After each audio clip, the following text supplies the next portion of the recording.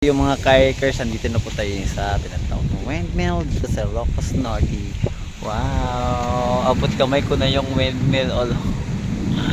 Bakit hindi gumagalaw? Bakit hindi umiikot?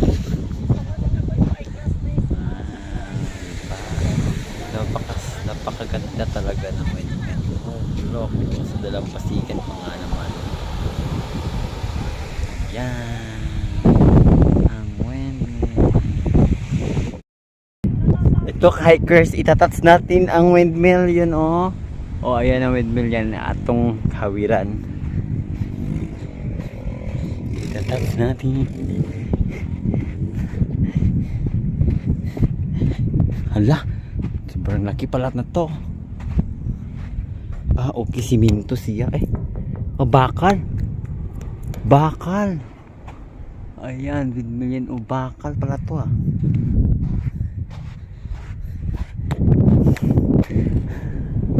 Hikers, natats na natin yung windmill na sikat sa Facebook. Charot. Ayan, oh.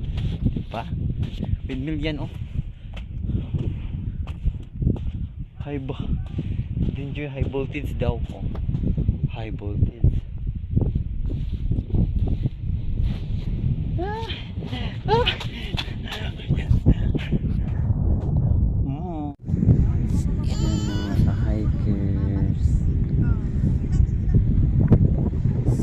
Here we go in Ilocos Norte. So dagan gid kayo pila sila kabuok. Yung abi na kong gamay kaayo na. Tako ko dili ka tanan, grabe may kadako kami kataas.